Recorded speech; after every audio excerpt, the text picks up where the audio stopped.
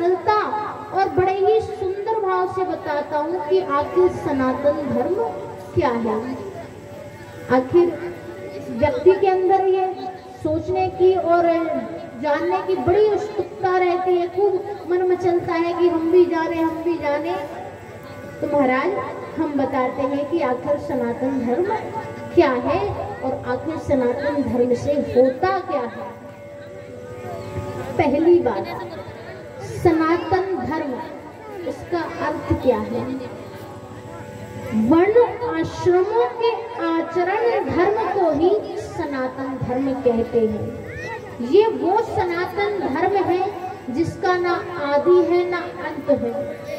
ये शाश्वत चलने वाला, जो निरंतर चलता रहे, ये ऐसा सनातन धर्म है। ना तो किसी ने इसका प्रारंभ देखा है ना अंत देखता है, क्योंकि जब वेदों की उत्पत्ति हुई तो वेदों के पूर्व से ही सनातन धर्म चला आ रहा है। महाराज आपको बता दें कि व्यक्ति के 4 जो हैं वर्ण होते हैं और 4 आश्रम होते हैं।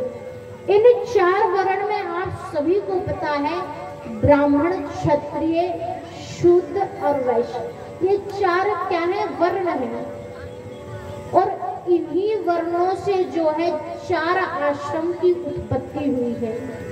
कौन कौन से? एक होते हैं गृहस्थ। गृहस्थ कौन है? हम सभी हैं। हम सभी अर्थात मैं नहीं हूं अभी, क्योंकि अभी तो मेरा विवाह हुआ नहीं। जब मेरा विवाह हो जाएगा तो हमारी गिनती भी क्या में आएगी? गृहस्थ में आएगी। लेकिन अभी यहाँ पर जितने भी बैठे हुए व्यक्ति हैं, जिनका विवाह हो चुका है और जिनका नहीं भी हुआ है, लेकिन इन व्यक्तियों को किन गणना में लिया जाता है? अभी तक इन सभी व्यक्तियों को जो है गृहस्थ की गणना में लिया जाता है। फिर महाराज दूसरा आश्रम आता है, वो होता है ब्रह्मचर्य का। जो ब्रह्मचर्य का जीवन जीते हैं, सारी ममताओं का त्याग करते हैं, कोई परिवार नहीं, कोई रिश्तेदार नहीं, कोई सगा संबंधी नहीं, मेरे तो सिर्फ परमात्मा है। इसके बाद वानस्पत्य अधिकार का बात आता है कि जो वन में जाकर विचरण करने लगते हैं वो भी एक आश्रम में आते हैं। और एक आते हैं सन्यासी, एक सन्यासी भी आते हैं जिन्होंने सन्यास ले लिया है।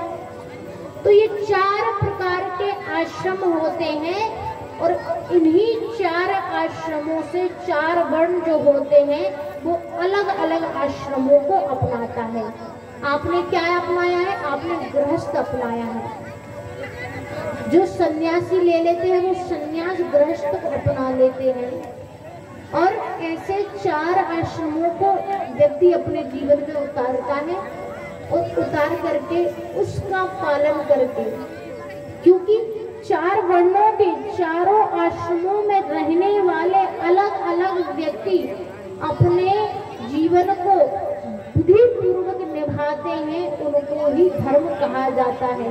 आप गृहस्थ में रहे, गृहस्थ में रहकर आपने परिवार की सेवा की, सभी की सेवा करके आपने पूजा पाठ आराधना किया, वो धर्म है। और व्यक्ति सन्यास लेकर जीवन को गुजारा करता है तो सन्यास में तो ये होता है कि भैया किसी से कोई लेना देना नहीं, कुछ धर्म करो, दूसरों को भी कराओ। अब इन्हीं धर्म को बढ़ाने के लिए सबसे पहले मनुष्यों के अंदर इंसान का होना अति आवश्यक है। और इंसान होकर जब इंसानियत आ जाए तब जाकर व्यक्ति मनुष्य बनता है।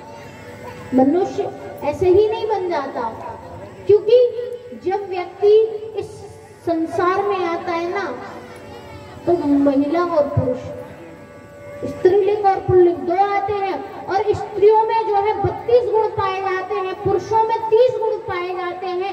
इन्हीं गुणों के चलते हुए आप जो है मानव बन सकते हैं, आप इंसान बन सकते हैं। और जब इंसान में इंसानियत आ जाए, दया आ जाए, कोई अगर एक पशु है वो बिलक रहा है तड़प रहा है, बीमार है, आपने उसकी सहायता कर ली, आपको देखा नहीं जा रहा, तो आप समझ जाइए कि आपके अंदर इंसानियत है।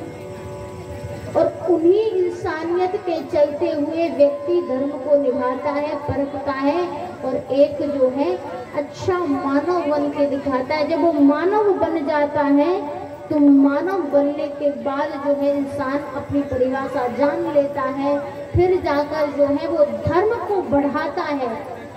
और इसी धर्म को बढ़ाते बढ़ाते कब वो सनातन धर्म में पहुंच जाता है उसे पता नहीं चलता। और सनातन धर्म में पहुंचने के बाद जो है व्यक्ति क्या बनता है, आपको बता दें क्या बनता है कि पहले तो मानव बना, फिर सनातन बना, फिर सनातन के बाद वो वैष्णव बना। वैष्णव का अर्थ है ना वहाँ कोई जाति है, ना कोई वहाँ पर पद है, वहाँ सिर्फ वैष्णव है। और वैष्णव कहलाते हैं गोविंद के भक्त, नारायण के भक्त कहलाते हैं वैष्णव। जो हरि का, जो राम का भक्त होता है वो वैष्णव कहलाता है। तो आपको क्या बनना है, सबसे पहले इंसान बनना है, मनुष्य बनना है, फिर उसके बाद सनातन धर्म का जो है आपको इस अंदर की अनुभूति को जागृत कराना है। और इसके उपरांत जो है आपको वैष्णव बनना है। और वैष्णव बनने की सुंदर क्रिया है कि सर्वप्रथम जो है स्नान ध्यान करो, तिलक बंधन करो, गले में तुलसी माला हो, आपके जीवन में जो है हाथ में कंठी माला हो, नित्य प्रतिदिन एक माला पाठ की अवश्य करो। इसके बाद भगवान की पूजा आराधना करके जो है अपने गृह कार्यों में लग जाओ। जो व्यक्ति इन कर्तव्यों को नित्य प्रतिदिन पालन करता है जब तक जीवन रहे, वही व्यक्ति जो है वैष्णव कहलाता है। वैष्णव की पहचान लक्ष्य है। हमारे वृंदावन धाम में चले जाओ भैया, आपको कोई ऐसा ब्रजवासी नहीं मिलेगा जिसके माथे पर तिलक ना हो। माताएं क्या करती है, अपने सुहागन होने की पहचान बताती है ना, मांग में सिंदूर है, हाथों में लाल चूड़ियां हैं, गले में मंगलसूत्र है। अच्छा एक बात बताओ, माताएं मंगलसूत्र क्यों पहनती हैं? आपकी शादी को तो कई समय हो गया होगा, जब आपको मंगलसूत्र पहनाया गया होगा तब जो है पंडित जी ने, ब्राह्मण ने आपको इस बारे में बताया होगा। क्यों पहनती है माताएं मंगलसूत्र?